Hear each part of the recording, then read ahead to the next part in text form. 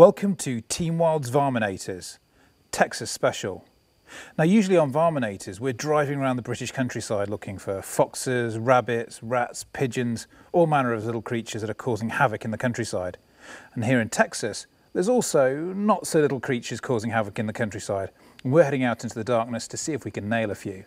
So Scott, this is your hunting area here. Tell me about the problem that you've got here with a few pesky pigs.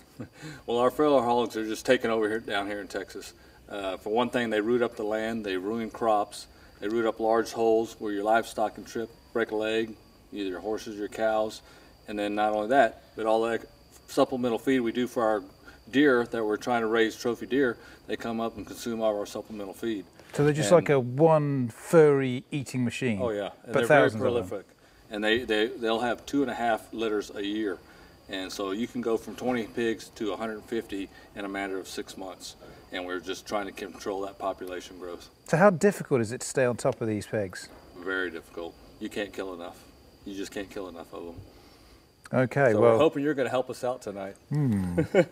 Well, seeing as if you're desperate, I'll go out and shoot some. But we're not just going to walk around. Terry, what is it we're going to do tonight? Tonight we're going to ride around in this exceptional piece of equipment. This is a masterpiece of modern engineering, right? You'll be getting in the back and shooting over the top when we spot the hogs in the road, I hope, where we fed. Okay, so Scott's in the driver's seat. Scott's in the driver's seat, and I'll so be he's officially what's known as a driving bitch.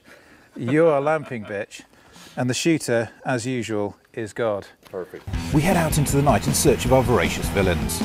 Terry's on lamp duty, Scott's driving, and I'm mounted on the back and ready to shoot. This awesome combination is sure to bag us some feral hogs. Under a bright moon, we creep through the darkness, glassing the shadows and listening for sounds of pigs.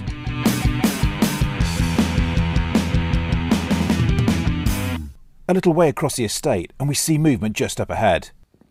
I lock my sights on as best I can in the darkness, just picking out the back of its eye. I take my shot quickly before the hog can make a run for it, and he's down. Knocked him down, good shot. Terry's happy with the shot, and so am I. We move in to find our hog. He's most definitely out for the count, but I still move in with caution.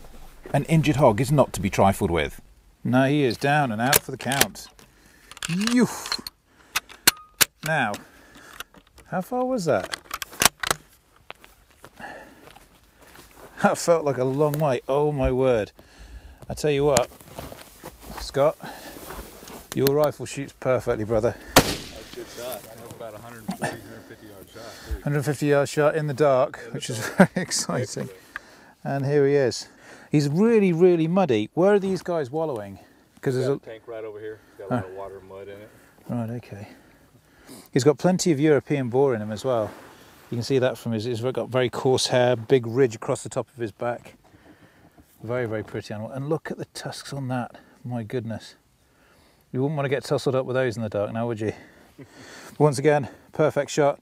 Straight up behind the shoulder. Maybe a couple of inches too high if I'm being super critical, but... Looked perfect to me. Dropped in his tracks. It went straight down, so no, super happy. Right, now what we're going to do is get him in the back of the truck. Oh man, I got the heavy. Of course you did. We load our hog onto the front of the truck and spin around.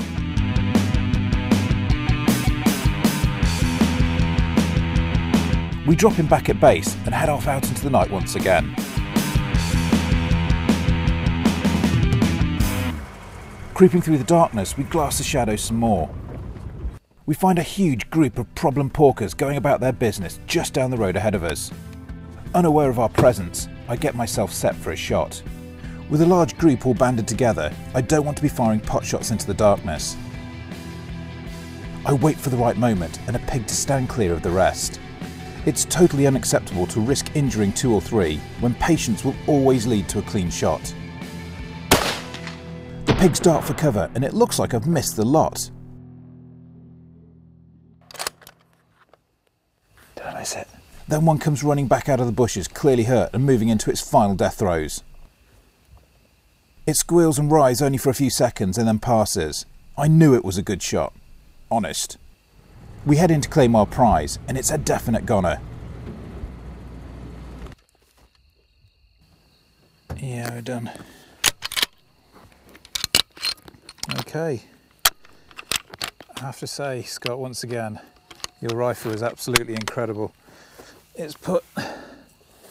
Look at the damage that this 270 has done.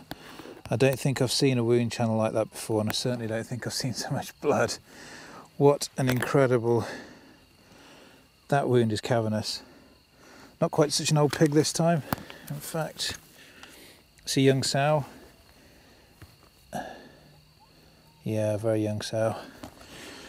But not too far a shot that time. Would you say about 120 yards maybe? Yep.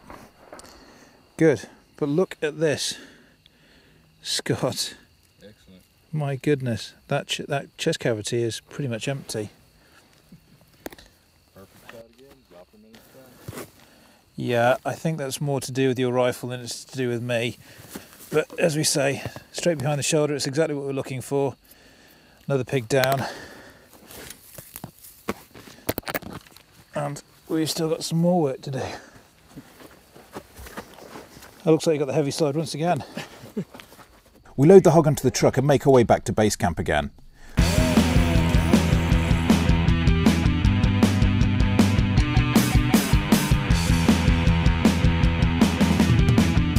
Dropping it off with its friend, we take a closer look at our two ravenous rogues. 1, 2. Let's look at the size of that in comparison.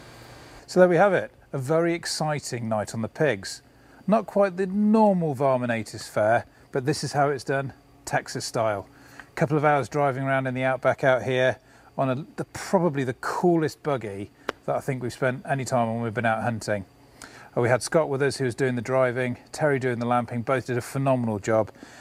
Identical shots, but completely different pigs. This huge boar we've seen a couple of times before, roaming out there on his own, and this young sow was in a group, hovering around, feeding around a feeder, and generally doing what we're taking them out for, which is being a nuisance, eating all the deer's feed, and then just generally getting in the way, causing damage. Now, as you might not know out here, the deer are fed because in these conditions they might struggle to survive otherwise. So the corn that's put down is actually to try and keep the herd nice and healthy. These pigs can live on just about anything, but they will take the rich pickings of freshly laid corn. So we've done our job, knocked a small dent, very small dent in the population, and hopefully we're going to head back out there and see if we can get a few more another night. But for now, we've now got to get these dressed out and get them in the freezer. Tune in next week to Team Wild's Apex Predator, when I'll be hunting a magnificent fallow buck in the breathtakingly beautiful forests of Hungary. Subscribe to Team Wild TV for the best global varminting videos on YouTube and our all-new lineup of shows for 2013.